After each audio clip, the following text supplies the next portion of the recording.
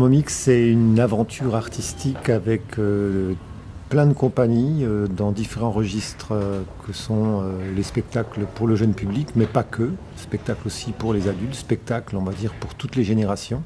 Donc ça va des plus petits, à partir de 18 mois déjà, jusqu'aux plus grands, 16, 18 ans, qui sont déjà des adultes.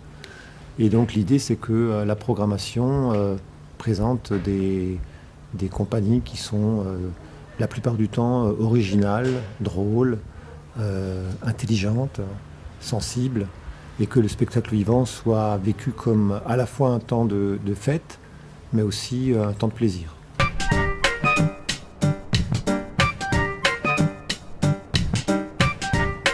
J'aime bien cette notion de fête, de plaisir, et puis d'intelligence aussi, parce qu'on cultive avec le spectacle jeune public l'idée qu'on forme aussi les sensibilités des enfants, des jeunes et des adultes. Voilà, en quelques petits mots. C'est toujours comme ça. Quand on vient de créer un spectacle, on n'a pas le temps de souffler. Il faut tout de suite trouver un nouveau projet.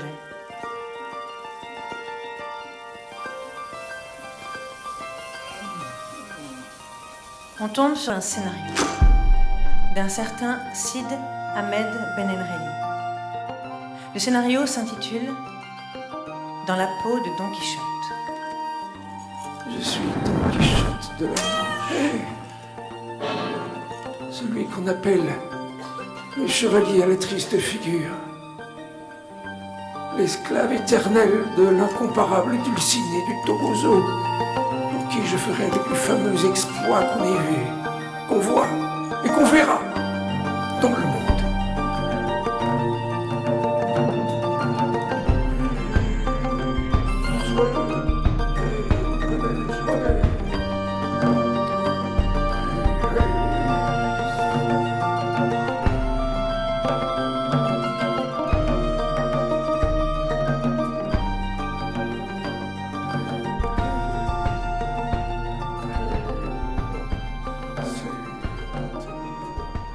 Ce qui est impressionnant, c'est la capacité des artistes à réinventer chaque fois des nouvelles façons de raconter effectivement le théâtre et le spectacle vivant. Parce que les modes de production se développent à vitesse grand V, comme le mode de nos sociétés avec la question du numérique.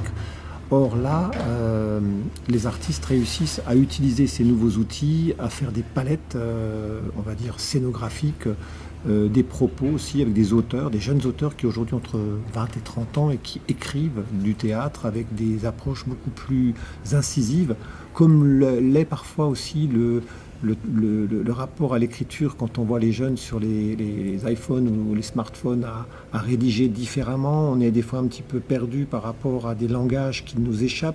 On a peut-être même parfois envie de corriger. Mais le monde, en fait, il se transforme et les artistes sont capables, à un moment donné, d'apporter cette dimension un peu nouvelle, de regarder les choses différemment. Les images, le corps et le langage sont des ferments qui s'associent de façon très subtile. Et je n'oublierai pas non plus tout le travail qui est fait par les éclairagistes, par les créateurs sonores, qui du coup ne font pas que de l'emballage, mais créent avec les artistes des nouvelles manières de concevoir le spectacle vivant.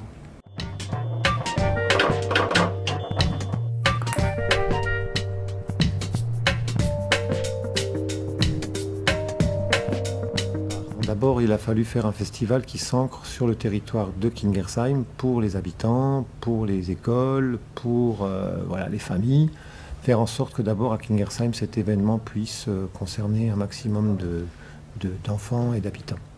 Mais progressivement, de par notre spécificité du jeune public, à l'époque il n'y avait pas tant de production et de lieux qui diffusent le jeune public, on a également noué des partenariats parce que Kingersheim est dans un bassin de population où il y a beaucoup de communes à proximité avec des équipements culturels.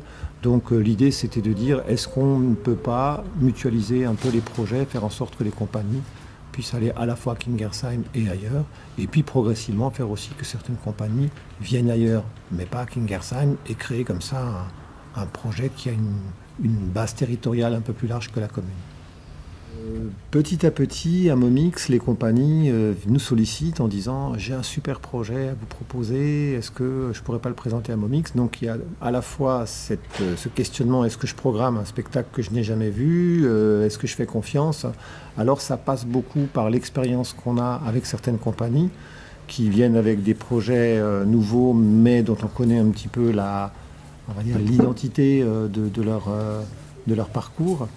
Et donc, effectivement, cette année, plusieurs compagnies. Alors, j'ai un programme assez important, je peux les citer tous, mais si je prends le Théâtre Accru avec Vilain, qui est une superbe production autour d'une thématique qui est connue dans les contes pour enfants, puisque c'est un peu, on va dire, en lien à la fois avec Le Vilain Petit Canard d'Andersen, mais aussi sur la question de la résilience. Donc, une démarche très originale, graphique, picturale, avec une belle esthétique, un spectacle très atypique, Burning. Alors, c'est quoi Burning ? C'est finalement l'opposé de Burnout.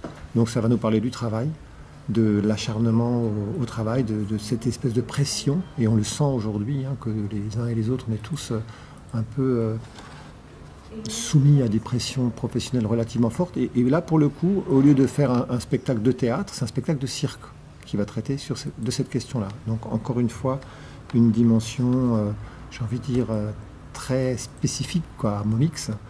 37,4% des salariés en Belgique déclarent avoir des problèmes de fatigue générale. 10,7% des salariés en Belgique déclarent ne jamais disposer de temps. En tant que psychanalyste et praticien, je me suis rendu compte que les gens sont parfois victimes d'incendies, tout comme les immeubles. Sous la tension produite par la vie dans notre monde complexe, leurs ressources internes en viennent à se consumer, comme sous l'action des flammes, ne laissant qu'un vide immense à l'intérieur. Le burn-out, cette consommation par excès d'investissement, est désormais entré dans le langage courant. Le mail professionnel reçu à 1h du matin et auquel on se sent obligé de répondre participe de cette dynamique crématoire qui finira par transformer l'employé trop zélé en petit tas de cendres fumantes. J'ai fait un petit burn-out au printemps, quand je suis revenue de mon voyage au Chili. Après toute cette pyramide s'est mise en place... À 3 ans de la retraite, il va falloir que je me forme. De ne pas savoir pourquoi on était là, pas savoir ce qui se Je change complètement de passait, métier. pas avoir de réponse à nos questions.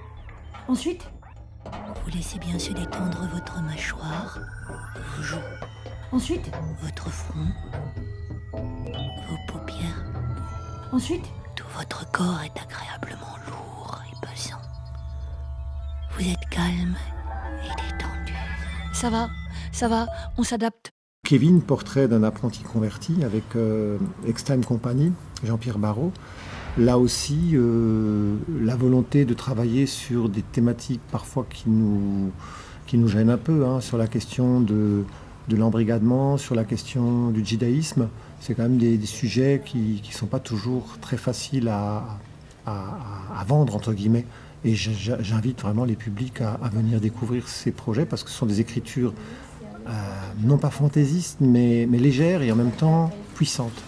Et c'est aussi ce qui fait la qualité des productions dans le jeune public, c'est qu'il y a des auteurs, des metteurs en scène qui ont vraiment les capacités d'inventer des façons de raconter le monde, de raconter le spectacle et de raconter des sujets de société avec une approche très particulière qui touche souvent les enfants. Je finirai par Julien Candy avec le cirque Piètre. Julien Candy, c'est la faux populaire Le Mot Rodin, une compagnie avec un nom imprononçable et improbable, mais qui, lui, est un artiste extraordinaire. C'était un garçon qui était musicien dans sa vie, qui a décidé à 25 ans de devenir circassien et qui fait des spectacles avec des bouts de rien. Alors, il y a des bouts de rien, avec des plumes, avec des faux, avec des outils. Et il nous emmène dans son univers, parce que c'est un univers à la fois étrange, décalé, mais éminemment ludique et drôle. Donc voilà, c'est toujours ces alchimies-là qu'on essaye de défendre à Momix. Il y en a plein d'autres, je pourrais en citer d'autres, comme Tout Seul, qui est à partir de l'univers graphique de Christophe Chaboutet, qui est un dessinateur de notre région et dont la compagnie qui est à Paris s'est emparée de cet ouvrage Tout Seul et qui en a fait une version plutôt sur la thématique du théâtre, parce que seul au théâtre, et qu'est-ce qui se passe dans le théâtre, ce qui se passe à l'extérieur du théâtre, voilà.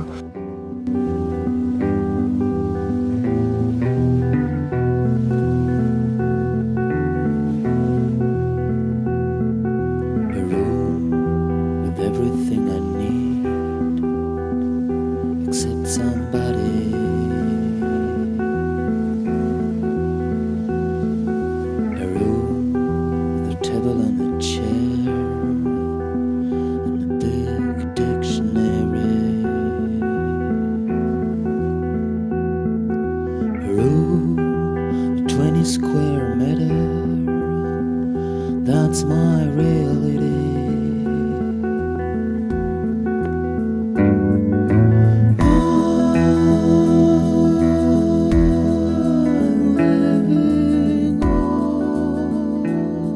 Parmi les pays que vous explorez cette année, il y aura un focus sur l'Allemagne. Oui. Oui. C'est juste à côté, oui. Et pourtant ce n'était pas les pays vers lesquels vous étiez allé en premier? Non, parce que l'Allemagne, c'est toujours très particulier, malgré tout. C'est un pays frontière, mais il y a quand même le Rhin entre l'Alsace et l'Allemagne. Il faut le franchir. Et malgré tout, nous avons des approches communes et beaucoup de singularités aussi. La langue n'est pas un élément facile quand on fait un focus autour du jeune public, donc il faut trouver des productions qui ont à la fois des esthétiques qu'on pourrait supposer être d'origine allemande, mais en fait aujourd'hui il y a une dimension universelle dans le spectacle vivant. Moi ce que j'ai envie de montrer, c'est pas forcément des spectacles en langue allemande pour les Français qui voudraient apprendre à parler l'allemand. C'est pas ça l'objectif principal. L'objectif principal, c'est de montrer qu'en Allemagne il y a des artistes qui travaillent sur la diversité aussi des langages et de faire en sorte que finalement on a des espaces communs sur le plan culturel. Mais nous gardons chacun d'entre nous aussi des identités culturelles qui nous sont propres. C'est pour ça qu'on essaie de faire en sorte de faire découvrir aussi les artistes allemands, les compagnies allemandes, mais aussi les illustrateurs, et faire en sorte que ce temps fort soit un temps de perméabilité entre les artistes français, entre les structures culturelles françaises et allemandes, pour faciliter les échanges. Et ça, c'est un avantage d'avoir cette pluralité de propositions, de montrer, voilà, on n'est pas qu'un festival dans notre région, quoique maintenant on est même sur la région Grand Est, donc il y a aussi cette dimension du territoire du Grand Est qu'on explore de façon beaucoup plus fine aujourd'hui.